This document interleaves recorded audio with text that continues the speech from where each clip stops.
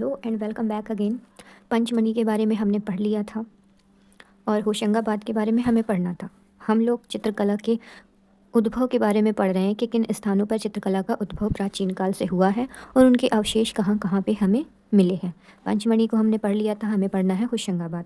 तो होशंगाबाद पंचमढ़ी से 45 मील दूर नर्मदा नदी के तट पर स्थित है। यानी होशंगाबाद जो है वो पंचमढ़ी से 45 मील दूरी पर है। और पंचमढ़ी कहाँ स्थित है? तो पंचमढ़ी का स्थान है महादेव पर्वत श्रृंखला में। तो महादेव पर्वत श्रृंखला से 45 मील दूरी पर नर्मदा नदी के तट पर होशंगाबाद है। यहाँ का आजमगढ़ एक प्रमुख स्थान है, मतलब आजमगढ़ यहाँ का एक प्रमुख स्थान है जहाँ मनोहरी चित्रण हुआ है। इनमें जंगली भैंसे, घोड़े, हाथी सवार, अस्त्रधारी घुड़सवारों के चित्रण प्राप्त हुए हैं। यानी यहाँ पर जंगली भैंसे, घोड़े और हाथ में हथियार लिए हुए अस्त्रधारियों का चित्रण प्राप्त हुआ है। जिराफ समूह, चार धनुधारी आदि छेपांकन स्टेंसिल पद्धति से निर्मित है। स्टेंसिल पद्धति जो खुरच खुरच के बनाया जाता है और छापे वाली जो पद्धति होती है उसे स्टेंसिल पद्धति बोलते हैं। छलांग लगाता बारहसिंगा, ये यहाँ का एक चित्र है जो बहुत फेमस है। एक अन्य सुंदर चित्र है जो गहरी पृष्ठभूमि पर पीली रेखाओं से उकेरा गया है। मतलब ये यहाँ की पृष्ठभूमि एकदम गहरे रंग से रंगी हुई है और उस पर पीले रंग से इस चित्र को उकेरा गया है। यहाँ के जो चित्र हैं उनमें गति है, यानी घोड़े, हाथी सवार, अष्टधारी और मतलब हाथ में हथियार लिए हुए और छलांग लगाता हुआ बारहसिंगा, ये मूवमेंट को प्रदर्शित कर रहे हैं। बेसिकली कहीं ना कहीं स्थान की एक स्पेसिफिक चीज़ है कि वहाँ के चित्रण किस प्रकार के हैं। तो यहाँ की ये स्पेशलिटी है कि यहाँ के चित्रों में गति दिखी गई है। छत्तीसगढ़ के रायगढ़ रियासत के मठ नदी के किनारे पूर्व की ओर स्थित है। छत्तीसगढ़ का स्पेसिफिक एरिया है, वहाँ रायगढ़ रियासत है, उसमें मठ नदी के किनारे पूर्व की ओर ये स्थान है। सिंघनपुर के चित्रों की खोज सन 1910 में डब्ल्यू एंडरसन ने की थी। ये पुरातत्व वैज्ञानिक हैं जिन्होंने सिंघनपुर के चित्रों की खोज की थी। यहाँ पर कुल 50 गुफाएं हैं।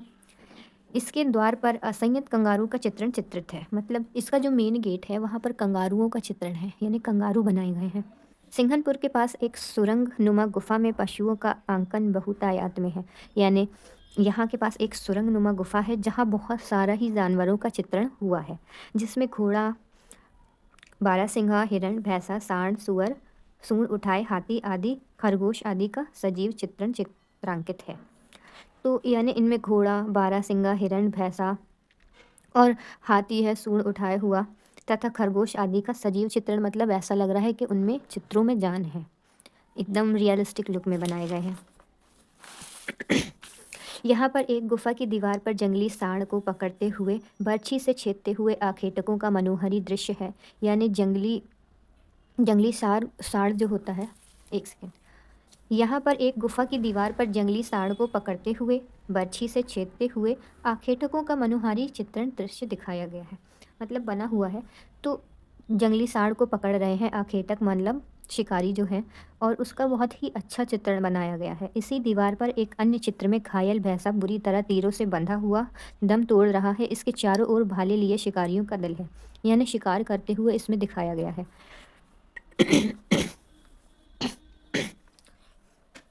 इसके बाद आएंगे मंदसौर पर। ये मध्य प्रदेश के मंदसौर जिले में मोरी नामक स्थान पर है। यहाँ 30 पहाड़ियाँ खोहे, मतलब 30 पहाड़ियों की गुफाएं हैं। इनमें प्रमुख रूप से स्वास्तिक, चक्र, सूर्य, सर्वतोभद्रा, अष्टदल, कमल व पीपल की पत्तियों के प्रतीकात्मक चिन्ह हैं, यानी प्रतीकात्मक चिन्ह हैं। सिंबलाइज जो होता है स्वास्तिक, चक्र, सूर्य, सर्वतोभद्रा, अष्टदल, कमल व पीपल के एक सिंबलाइज चित्रण यहाँ पे बने हुए हैं। देहाती बांस से बनाई गई गाड़ियाँ भी यहाँ चित्रित हैं। नित्य, रथ, मानव, पशु और पशुओं को हकाने वाले दिखाए गए हैं। तो मंदसौर की ये स्पेसिफिक तरीका है। हम लोग ज़्यादा डीप में नहीं जानेंगे, नॉर्मल बेसिक नॉलेज के हिसाब से जान लेंगे, इसीलिए मैंने इसको पॉइंट में भी लिखा हुआ है। भीमबेटका सबसे पुरानी है और यहाँ से हमें सबसे पुराने चित्रण प्राप्त होते हैं। ये मध्य प्रदेश के राजस्थान भोपाल से 40 किलोमीटर दक्षिण में भीमबेटका नामक एक पहाड़ी स्थित है, जहाँ ये सारे चित्रण हुए हैं। भीमबेटका की खोज उज्जैन विश्वविद्यालय के प्रोफेसर V.S. वकाटक ने की है। ये प्रागैतिहासिक कालीन का संसार का बृहत्तम केंद्र है, क्योंकि यहाँ काफ़ी ज़्यादा चित्रण मिले हैं हमें और ये काफ़ी ज़्यादा पुराने भी हैं, इसीलिए इसे प्रागैतिहासिक कालीन संसार का बृहत्तम केंद्र भी माना गया है। और भीमबेटका को विश्व धरोहर स्थल की सूची में 2003 में ऐड कर दिया गया था, क्योंकि ये काफ़ी ज़्यादा स्पेशल है। ये प्रागैतिहासिक कालीन का संसार का वर्तन केंद्र है, ये आपने जान लिया। यहाँ करीब 500 गुफाओं में चित्र का अपूर्व संसार बसा, यानी आप समझ सकते हैं 500 गुफाएं हैं और उनमें चित्र हैं, तो कितने ज़्यादा चित्र होंगे। इसीलिए इसको 2003 में यूनेस्को में शामिल कर लिया गया है, यानी विश्व धरोहर स्थल में। यहाँ पर प्राचीन प्रस्तर युगीन से भी बहुत पहले के मानव के अस्त्र शस्त्र मिले हैं। ऐसा लगता है कि यह केंद्र आदि मानव की राजधानी के रूप में रहा होगा। तो आप सोच सकते हैं कि ये कितना ज़्यादा पुराना है कि यहाँ प्राचीन प्रस्तर युगीन यानी स्टोन एज से भी पुराने के चित्रण यहाँ मिले हुए हैं। ये चित्रों के 2 स्तर मिले, मतलब यहाँ पर चित्रों के 2 स्तर मिले हैं, मतलब 2 टाइप्स के चित्र मिले हैं। पहले में शिकार, नृत्य, हिरण, बारहसिंगा, सुअर, जंगली भैंसा आदि जानवरों को स्वतंत्र रूप में चित्रित किया गया है। दूसरे स्तर में मानवों को जानवरों के साथ अंतर्गत मित्र के रूप में दिखाया गया है। ये वह युग है जब मनुष्य ने खेती व पशुपालन के उन्नत तरीके ढूंढ लिए थे। फर्स्ट वीडियो में हमने जाना था कि नवपाषाण काल जो था तब खेती होने लगी थी और पशुओं से दोस्ती हो गई थी, मतलब उनको पालने लगे थे। मध्य पाषाण काल में भी कुत्ता पाला गया था, पशुपालन थे, परंतु उसका उत्तम स्वरूप नवपाषाण काल में आया। तो ये वही मध्य पाषाण काल से नवपाषाण काल के बीच के चित्रण यहाँ पे हुए हैं, पर जो ये पहले वाले चित्रण हैं ये काफ़ी ज़्यादा पुराने हैं। भीमबेटका के बारे में हमने जान लिया। अब हम पहाड़गढ़ जो एक और स्पेसिफिक एरिया है उसके बारे में जानेंगे। तो पहाड़गढ़ ग्वालियर से लगभग 150 किलोमीटर दूर मैरौना ज़िले में पहाड़गढ़ के निकट आसना नदी के तट पर एक घाटी में लगभग 10,000 ईस्वी पूर्व से लेकर 100 ईस्वी के बीच की गुफा व शिला चित्र प्राप्त हुए हैं। मतलब पहाड़गढ़ जो ग्वालियर के पास है मुरैना ज़िले में और आसीन नदी के पास, ये उसका एरिया है। वहाँ से हमें 10,000 ईस्वी पूर्व से लेकर 100 ईस्वी के बीच की गुफाएं और शिला प्राप्त हुए हैं। यहाँ 150 वर्ग मीटर क्षेत्र में फैली कई गुफाएं हैं, मतलब 150,000 वर्ग में फैली हुई कई सारी गुफाएं हैं। इस समय यह गुफाएं जंगली मधुमक्खियों के छत्ते से भरी हुई है, जिसकी वजह से हमें यहाँ के चित्रों के बारे में कुछ पता नहीं है। फिर आते हैं उत्तर प्रदेश के प्रमुख क्षेत्र। तो उत्तर प्रदेश में फर्स्ट जो क्षेत्र है वो है मिर्ज़ापुर। ये इलाहाबाद मुगल सराय रेल मार्ग पर स्थित है, यानी मिर्ज़ापुर ज़िला वही चीज़ है, इलाहाबाद मुगल सराय रेल मार्ग पर स्थित है। करीब 30 किलोमीटर दूरी पर स्थित है विंध्याचल पर्वत की कैमूर श्रृंखला के अंदर। यानी ये मिर्ज़ापुर है इलाहाबाद मुगल सराय रेल मार्ग पर। फिर इससे भी 30 किलोमीटर दूर विंध्याचल पर्वत की कैमूर श्रृंखला के अंदर सोन नदी की घाटी में ये एरिया स्थित है, जहाँ 100 से भी अधिक गुफाएं प्राप्त हुई हैं। बेसिकली जब एरिया वाइज हम समझते हैं तो उसका एरिया, स्पेसिफिक एरिया का कोई नाम नहीं है, इस वजह से हम उसे इस टाइप से ही जानते हैं कि इस एरिया से इतनी दूरी पर यहाँ पास ये स्थित है। क्योंकि जहाँ पे गुफाएं मिली हैं तो वहाँ पे प्रॉपर नेम नहीं है उस एरिया का, पहाड़ियों में ही गुफाएं हैं और वहाँ का नाम नहीं है। तो पहाड़ का नाम है तो वहीं आप ये भी रख सकते हैं कि विंध्याचल पर्वत की कैमूर श्रृंखला में ये स्थित है, जो कि मिर्ज़ापुर से 30 किलोमीटर दूरी पर है। यहाँ 100 से अधिक गुफाएं प्राप्त हुई हैं।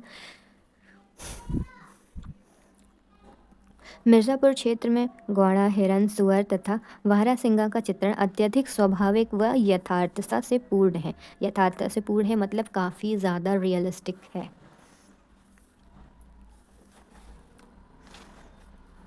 लखुनिया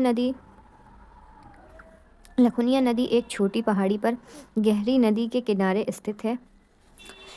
यहाँ कुछ घुड़सवार पालतू हथनी की मदद से जंगली हाथी को पकड़ते हुए दिखाया गया है। ये वो तरीका है कि शायद जिसे कौटिल्य की अर्थशास्त्र में भी दिखाया गया है, जिसमें हाथी को पकड़ने की कला लिखी हुई है अर्थशास्त्र किताब में, जो कि कौटिल्य के द्वारा है। उसमें जो विधि है हाथी को पकड़ने की, यहीं पे वो विधि दिखाई गई है शायद। तो ये वो तरीका है हाथी को पकड़ने का। इस क्षेत्र में लोहरी नामक स्थान पर एक दरी में एक आदमी हाथ में जलती हुई मशाल लेकर बाघ का सामना कर रहा है। यहाँ भी पीले, काले, लाल व सफ़ेद रंगों का प्रयोग किया गया है। तो एक आदमी है कोई जो हाथ में मशाल लिए हुए बाघ का सामना कर रहा है और यहाँ पे पीले, काले, लाल व सफ़ेद रंगों का प्रयोग किया गया है। ये काफ़ी ज़्यादा इम्पॉर्टेंट है और यहाँ से आप यह रख सकते हैं कि कौन से कलरों का प्रयोग यहाँ पे किया गया है। तो मिर्ज़ापुर के चित्र जो हैं स्पेशल उनके बारे में हमने जान लिया। अब हम मनिकपुर के बारे में जानेंगे। तो ये स्थान बांदा ज़िले के अंतर्गत आता है। ऐसा माना जाता है कि ये एरिया कोई जादू टोने का केंद्र था, क्योंकि यहाँ से ऐसी चीज़ें प्राप्त हुई हैं। यहाँ सरघट, करी कुंड, कपाटिया आदि स्थानों पर प्रागैतिहासिक चित्र महत्वपूर्ण हैं। सरघाट स्थान में 3 अश्वों का गेरू रंग द्वारा ओजपूर्ण अंकन है। अश्व मतलब घोड़े। यहाँ एक स्थान पर सुसज्जित दीवार पर चौकदार पुरुष बैठा है। चौकीदार पुरुष बैठा है यानी चौकीदार पुरुष बैठा है, जिससे मतलब बनाया गया है, बैठा है मतलब बनाया गया है, जिससे ये अनुमान लगाया जा सकता है कि ये कोई तंत्र मंत्रशाला होगी। फिर आते हैं बिहार के प्रमुख स्थल। इस प्रदेश में शाहाबाद व चक्रधरपुर ऐसे स्थान हैं जहाँ कुछ अच्छे चित्र मिले हैं, यानी यहाँ पे काफ़ी ज़्यादा अच्छे चित्र मिले हैं। चक्रधरपुर से एक दृश्य में कुछ व्यक्तियों को लेटे हुए दिखाया गया है जो शिकार की विजय पर गौरवान्वित प्रतीत हो रहे हैं। इनकी फैली भुजाएं इस भाव को सख्त रूप में व्यक्त कर रही हैं, मतलब इनके हाथ एकदम फैले हुए हैं और ऐसा लग रहा है कि ये जीत की खुशी मना रहे हैं। ये शिकार इन्होंने किया है, उसमें इन्हें सफलता जो मिली है उसकी ये खुशी मना रहे हैं। तो वो चित्र देखने से ही वो भाव व्यक्त होता है। फिर आता है राजस्थान। मेवाड़ क्षेत्र में अहड़ाई तथा लिंगुड ऐसे स्थान हैं जहाँ शिकारी जीवन से ऊपर उठकर मानव ने खेती व पशुपालन का धंधा शुरू किया था। तो राजस्थान वो एरिया है जहाँ पे आदि मानव शिकार छोड़कर पशुपालन और खेती करने लगे थे। ये गुफा चित्रकोटा से अलानिया ये गुफा चित्रकोटा से 22 किलोमीटर दूर अलानिया नदी के किनारे स्थित है। इसी पर इसका नाम अलानिया रखा गया है। ये चित्र ईसा से लगभग 5000 वर्ष पूर्व का है।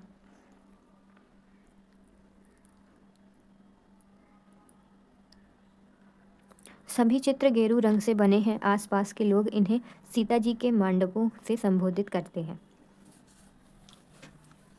यहाँ हिरण, शेर, भालू, गाय, बकरी, जंगली सांड व मानव आकृतियों व शिकार चित्रों का भरमार है। तो यहाँ की गुफाओं में हिरण, शेर, भालू, गाय, बकरी, जंगली सांड, मानव आकृतियों व शिकार चित्रों का भरमार है। दक्षिण भारत के जो प्रमुख क्षेत्र हैं वो हैं बेल्लारी, वासनगुड, बंगलौर स्थानों पर भावशिला चित्र मिले हैं। भावशिला चित्र मतलब जिनमें भावनाएं व्यक्त हो रही हैं। वहाँ चित्र रियलिस्टिक लुक में थे। यहाँ के जो चित्र हैं दक्षिण भारत के, यहाँ भावनाएं प्रकट हो रही हैं। लंदन विश्वविद्यालय के पुरातत्विक श्री एंड श्रीमती अलिनिया ने सन 1955 में सैचूर की त्रियातपुर पर्वतमाला में आदिम खोज करके यहाँ सिद्ध कर दिया कि प्रस्तर मानव भारत के केवल उत्तर भाग में ही नहीं अपितु समस्त भारतवर्ष के विभिन्न क्षेत्रों में जीवन यापन हेतु बसे थे। यानी पहले सोचा जाता था कि सिर्फ उत्तर के स्पेसिफिक एरिया में ही आदि मानव रहते थे, परंतु जब यहाँ से भी चित्रों के अवशेष मिले हैं तब ये प्रमाणित हो गया कि आदि मानव कई स्थानों पर रहते थे और कई क्षेत्रों में जीवन यापन करते थे। उनका एक स्पेसिफिक एरिया सिर्फ उत्तर की ओर नहीं था, दक्षिण भारत भी उनका स्थान था। अब हम जानेंगे आदिम चित्रकारों की विषय वस्तु और उनकी विशेषता के बारे में। फर्स्ट ऑफ ऑल हम बात करेंगे उनकी विषय वस्तु क्या थी। आदिम चित्रकार चित्र मतलब आदि मानव द्वारा जो चित्र बनाए गए हैं। आदि मनुष्य के चित्रों की प्रमुख विषय वस्तु आखेट ही रही। आखेट मतलब शिकार करना।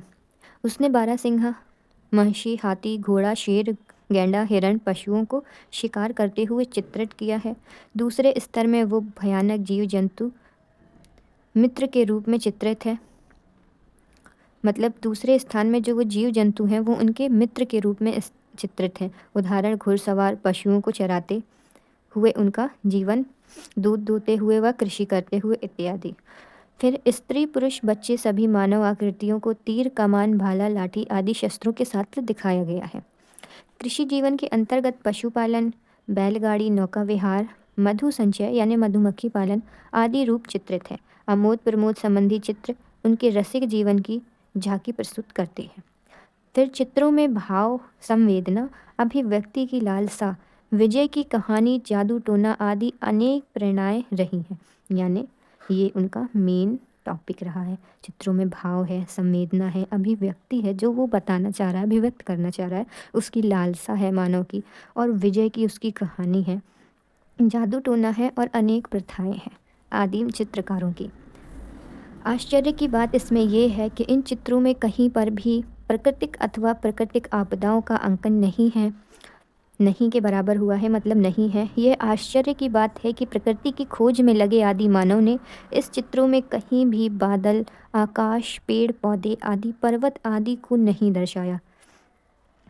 यानी आश्चर्य की बात है, जब मानव अपने जीवन को जान रहा है, उसने जो आँख खोलते ही पेड़ पौधों जंगलों को देखा, तो उसने उसे चित्रण नहीं किया, बल्कि उसके विषय रहे शिकार शिकारी और उसकी प्रथाएं भावनाएं। तो ये एक आश्चर्य की बात है। बेसिकली जब कोई चीज़ हम लोग देखते हैं तो साधारण तौर पर जिसे देखते हैं उसे ही बनाते हैं, पर यहाँ पर जिसे देखा उसने उसे नहीं बनाया, बल्कि वो जो भावनाएं अपनी बताना चाहता था उसने उसे व्यक्त किया है, संवेदनाओं को व्यक्त किया है, अभिव्यक्ति को व्यक्त किया है, लालसा को व्यक्त किया है। इन चित्रों की विशेषता क्या रही है? तो आदिम चित्रकलाओं की विशेषता क्या रही है? चित्र प्रायः खुरदरी पट्टियों या दीवारों, गुफाओं के फर्शों, तथा छतों या छतों या भित्तियों पर बनाए गए हैं। मतलब ये जो चित्र है, एक खुरदरी सतह होती है, तो उसकी दीवारों पर, गुफाओं पर, फर्श पर, छतों पर, भित्तियों पर यानी दीवारों पर ही बनाए गए हैं। चित्र प्रायः लाल, गेरू एवं हिरौंजी से, मतलब गेरू रंग से और हिरौंजी से जो पीस के लाल रंग प्राप्त होता है, तो वो लाल रंग, काला जो कि कोयले से प्राप्त किया इन्होंने, सफ़ेद खड़िया से प्राप्त किया है। इन रंगों को तैयार करने या इस्तेमाल करने के पूर्व इन्हें पशुओं की चर्बी में मिलाया जाता था। यानी ये यूज़ करते थे लाल रंग, काला रंग और सफ़ेद रंग। लाल रंग बनाते थे गेरू और हिरौंजी से, काला रंग बनाते थे कोयला और काजल से, सफ़ेद रंग खड़िया से यूज़ करते थे। तो ये 3 कलर यहाँ के थे और इन रंगों से ये चित्र बनाया करते थे। और इन रंगों को तैयार करने के बाद इनको इस्तेमाल करने से पहले इनमें ये लोग जानवर की चर्बी मिलाते थे। चित्रों में कहीं कहीं आकृतियों की सीमा रेखा को नुकीले पत्थर से खोद कर बनाया गया है, जिससे वह स्थायी रहे और वर्षों तक पानी में धुल ना पाए। मतलब पहले उसे खुरच खुरच के उसमें लाइन्स बनाई गई हैं, फिर उसमें कलर भरा गया है, इस वजह से कि जब पानी धूल जैसा भी वातावरण हो पर यह चित्र कभी ख़राब ना हो, इसलिए। तुलिका किसी रेशेदार लकड़ी, बाँस, नूरकुल आदि को एक सिरे से काट कर बनाई जाती थी और पशुओं के पट्टे की हड्डी की प्याली रंग घोलने के लिए इस्तेमाल की जाती थी। यानी तुलिका ब्रश को कह रहे हैं, ब्रश किसी बाँस या लकड़ी को आगे साइड से वैसे करके रेशेदार करके उससे पेंट किया जाता था। और कलर पैलेट के लिए ये लोग हड्डियाँ लेते थे, हड्डी की प्याली जो होती है गोल गोल, उसको लेते थे, उसमें रंग घोलते थे। आकृतियों के निर्माण में सीधी, वक्र और आयताकार आदि ज्यामितीय रूपकारों का प्रयोग है। यानी ज्यामिति, आकृति और इन्हीं सब चीज़ों का प्रयोग करते थे जो प्रायः संकेतिक जान पड़ते हैं, यानी जो संकेतिक है। इनमें स्वास्तिक, त्रिभुज, वृत्त, षष्ठकोण, आयत शामिल है, मतलब इस टाइप की आकृति बनाया करते थे। ज्यामितीय आकारों का प्रयोग प्रकृति की विभिन्न शक्ति या जादू के विश्वासों को व्यक्त करने हेतु किया गया है। यानी इसका ऐसा भी समझ सकते हैं कि किसी जादुई शक्ति को एक्सप्लेन करने या इनमें कोई एलिमेंट्स को एक्सप्लेन करने के लिए इन सब की आकृति भी बनाई गई है। तो हमने इन सारे स्पेसिफिक एरियाज़ के बारे में जान लिया है। और फर्स्ट वीडियो अगर आपने नहीं देखी तो आप जाकर देख लें। तो प्रागैतिहासिक काल के प्रमुख स्थल तो जो थे उनके बारे में हमने जान लिया है। इसके आगे हम लोग पढ़ेंगे सिंधु घाटी सभ्यता की खोज और यहाँ की मूर्ति शिल्प और चित्रकला के नमूने, मतलब यहाँ की चित्रकला किस प्रकार थी, क्योंकि इसके बाद हमारी सिंधु घाटी सभ्यता ही आती है। फिर हम पढ़ेंगे जोगीमारा गुफा। सो आई होप कि आपको चीज़ें क्लियर हो गई होंगी और आपने फर्स्ट वीडियो नहीं देखी है तो जाकर देख लें। नेक्स्ट वीडियो मैं जल्द ही अपलोड करूँगी। तब तक के लिए बाय एंड टेक केयर।